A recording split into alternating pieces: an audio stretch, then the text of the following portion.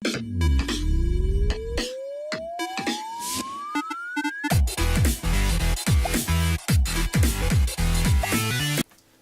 guys, welcome to the GameStormers, and Happy New Year! Happy New Year! Happy New Year! Hey! It's 2017, we made it! Woohoo! And we are alive. 2016 was a bitch of a year outside of games, and inside of games, actually pretty good. It was not bad. It was Yeah. pretty good, not bad. So we're going to focus on the good parts, which are the games.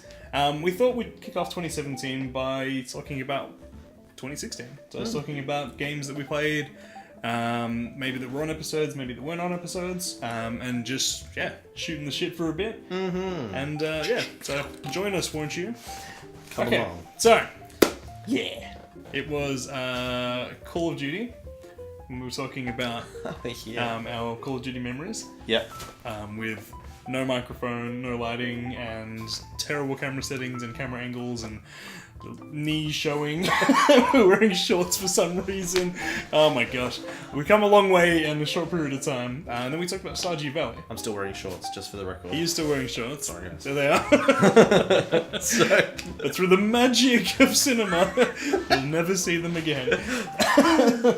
Okay, so Stardew Valley. You brought that to my attention. Delicious game. Absolutely tasty. Tasty experience for me. You still playing it? No.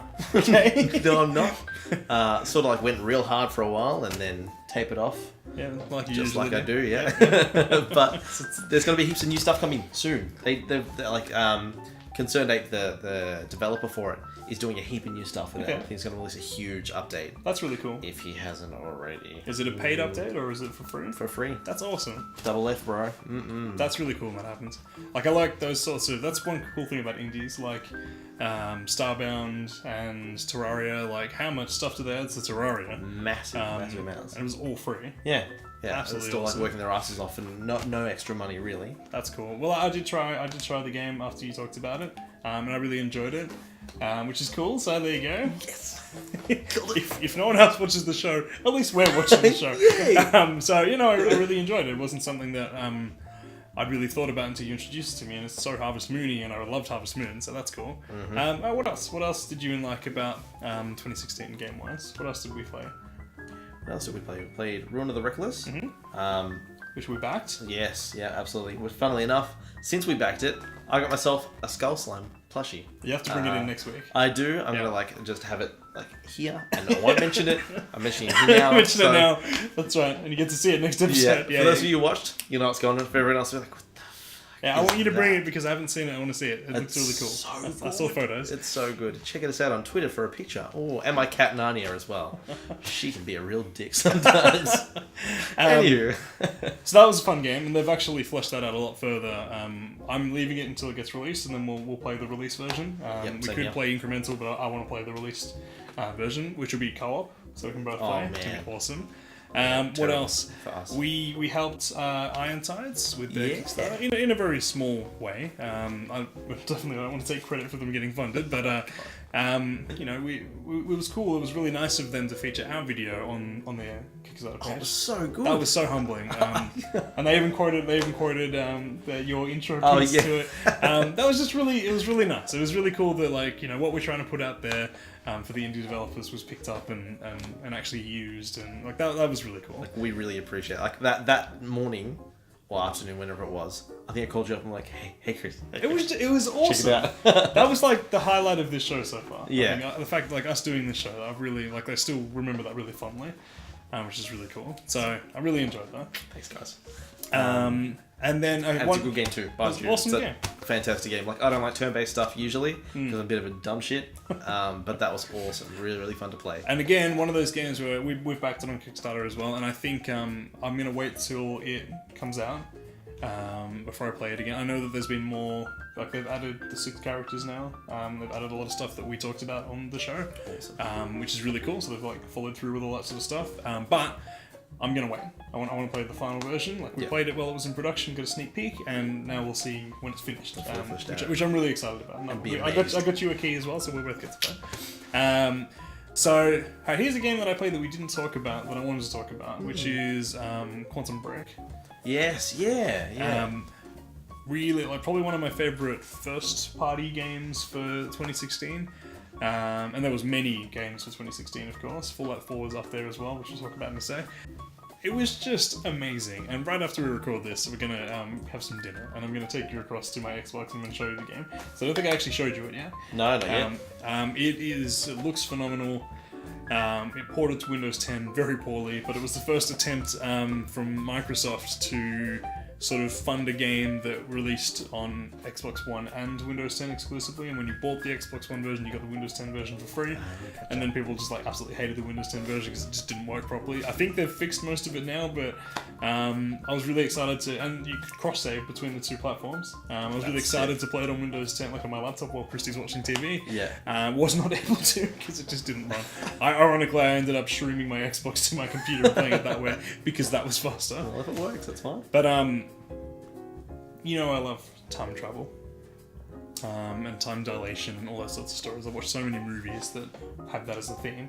My favourite movie, which is Back to the Future, is obviously around that theme. Yeah. And other favourite movies like, you know, The Time Machine, ironically. It's pretty obvious. Yep. All those sorts of movies. And this game is essentially that, and you can actually diverge and create different paths in the storyline based on your actions. And the game has paradoxes and loops back on itself, and you actually use time as a weapon in the game. Like, you'll stop someone as they're shooting you, and then you'll fire your gun into them, but that shoots into stops time, and then when the time comes back, all the bullets hit them at the same time. That's very cool. It is absolutely stunning to look at. Really fun to play. My only thing is, now that I've got to the end of the game, I can't beat the final boss. Because, and there's been a lot of forum posts about this as well, the final boss is so impossible compared to the rest of the game. Okay. And I'll beat him. I've worked out the pattern, and I got right to the last bit, but I fucked up, and then I was like, I just don't want to do this again after already trying like 15 times. Very upsetting. Yeah, that kind of ruined it for me a little bit because the whole game was amazing, and I want to find out what happens at the end for the story because the story is so engaging. Yeah. But I just couldn't get past that at the time. So I don't know what the last bit of the game is. Yeah. But I will find out. That's annoying. I'll get in and find out. Okay, what else? What else? Good question. I played a very early, I don't even know if it's early access, but I played a game. You should check it out. It's called Auto Age. Yes, you showed me the intro music. Oh, it's so Auto good. Age. I cannot get over how good it is. We'll put a link at the bottom to, hopefully we can find the music by itself. There may be a link down there. I don't think you can, because I've looked for it. Oh, you have looked for it? On my phone, I could not get it. If you can't find it, there'll be a video of Barry humming it. I'll do a very oval rendition. That's right. With maybe lyrics. We'll see how it goes. It'll be beautiful. But it's so good. So it's like retro-futuristic car warfare. So think of like, say, Transformers Generation 1. Yeah. Like that's what that music's like. And it's just so 80s. It's really 80s. It was like really 80s when you showed me it. Well, there's your guitar. I haven't actually seen the game. You just showed me the menu and the song, and I was like, "That's enough." Yeah, sold. Like, that's all you need. That's all I need to know. Yeah, that was kind of cool to listen to. Something different. Yeah, I haven't played the game yet. I'll have to give it a shot.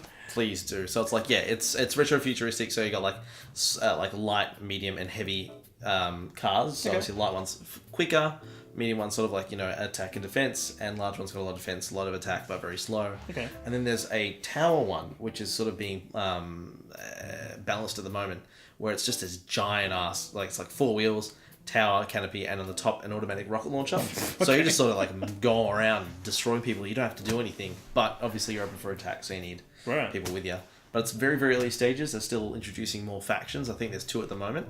But there's going to be like 4, I think, in the future, and it looks very promising, very fun to play as well. So maybe something to keep our eyes on for 2017. Do it.